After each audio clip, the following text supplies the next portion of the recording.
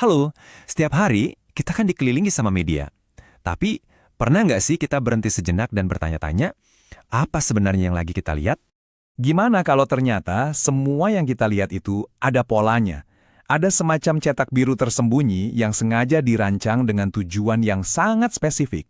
Jadi ini tuh bukan cuma soal ngasih informasi.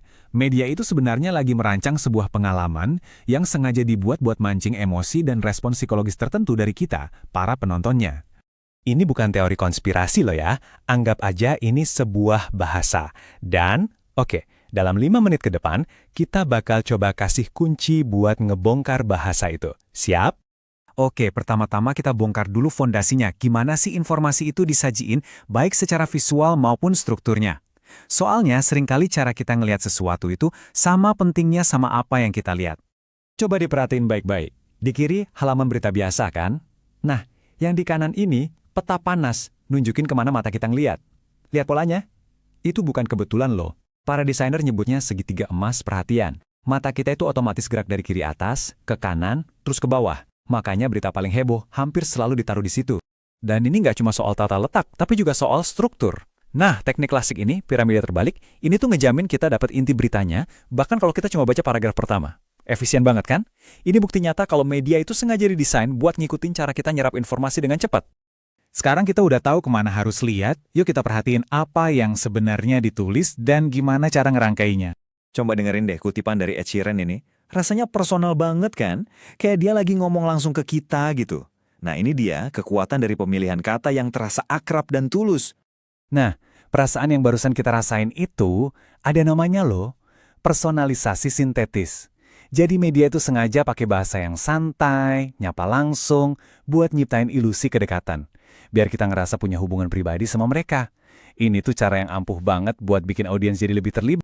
Oke, kita udah bahas soal struktur dan bahasa. Sekarang kita naik level nih.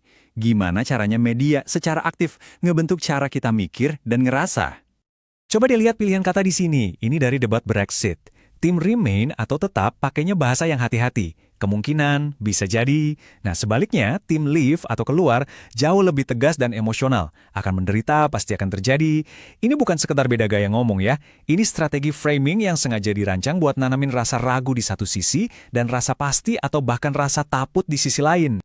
Sekarang, coba deh, lihat gambar ini sebentar. Ngena banget kan? Sekawanan logo Twitter yang kayaknya ganas banget lagi nyerang seorang wanita. Pesan apa nih yang langsung ketangkep di kepala kita? Apa gambar ini ngingetin kita sama sesuatu? Kayak deja vu gitu. Nah, media sering banget loh ngelakuin ini. Mereka nggak nyiptain makna dari nol, tapi minjem dari tempat lain. Dan ini dia jawabannya. Gambar tadi itu ngambil referensi langsung dari film horor klasiknya Alfred Hitchcock, The Birds. Dengan minjem gambar yang udah nempel di kepala kita ini, media tuh nyiptain jalan pintas emosional. Mereka nggak perlu lagi ngejelasin panjang lebar kalau pelecehan online itu serem. Kita udah langsung ngerasain sendiri berkat referensi budaya yang kuat ini. Dan ternyata, ada alasan psikologis kenapa konten kayak gitu bisa jadi viral. Namanya penularan emosional. Persis kayak virus flu. Emosi yang kuat, terutama marah dan cemas, itu bisa nular. Waktu kita nge-share artikel yang bikin kita marah, sadar nggak sadar, kita tuh lagi nyebarin virus emosi itu ke semua teman-teman kita di media sosial. Oke, sekarang kita geser ke arena digital modern. Disinilah semua aturan lama tadi ketemu sama, anarki internet dan kekuatan algoritma. Pernah nggak sih kita ngerasa males atau ragu buat nyuarain pendapat kita karena takut beda sendiri? Nah, fenomena ini ada namanya spiral keheningan, teori dari Elizabeth Noel Neyman. Intinya gini, makin kita ngerasa pendapat kita ini minoritas, kita makin cenderung diem. Ironisnya, diemnya kita itu justru bikin pendapat tadi kelihatan makin nggak populer. Kalau pernah, berarti Anda udah ngerasain langsung efek dari spiral keheningan ini.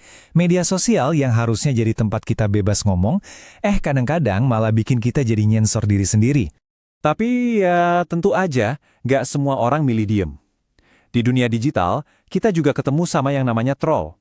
Orang-orang yang sengaja ngepost sesuatu yang provokatif. Bukan buat diskusi, tapi ya buat bikin rusuh aja. Kayak yang kelihatan di perang editan di Wikipedia ini. Dan ternyata, ngatur konten di dunia digital itu nggak gampang loh. Contohnya ya ini, masalah Scunthorpe. Gara-gara nama kota di Inggris ini ngandung kata yang dianggap jorok, sistem otomatis sering banget ngeblok namanya. Ini jadi pengingat yang lucu sih, betapa susahnya mesin buat ngerti konteks bahasa manusia. Jadi sekarang kita udah tahu nih beberapa tekniknya. Terus kita bisa apa dengan pengetahuan ini? Nah, di bagian terakhir ini kita akan bahas gimana caranya kita bisa jadi lebih dari sekedar penonton pasif. Ini nih contoh keren dari yang namanya culture jamming. Greenpeace ngambil iklan Shell, terus cuma dengan ngubah konteks gambarnya, mereka berhasil ngebalikin pesannya 180 derajat. Slogan mendorong batas kemampuan kita yang tadinya kedengaran keren, sekarang malah jadi kayak ancaman sinis. Dan perlawanan kayak gini tuh ada di mana-mana. Mulai dari permainan kata yang cerdas, sampai pakai meme kayak Winnie the Pooh buat nyindir pemimpin politik. Orang-orang ini ngebuktiin satu hal penting. Media itu bukan jalan satu arah. Ini tuh percakapan, bukan cuma ceramah. Jadi intinya begini, ngerti cetak biru media itu bukan cuma bikin kita jadi konsumen yang lebih kritis, tapi juga ngasih kita kekuatan buat ikut berpartisipasi. Kita sekarang megang sebagian kunci buat ngebongkar kodenya.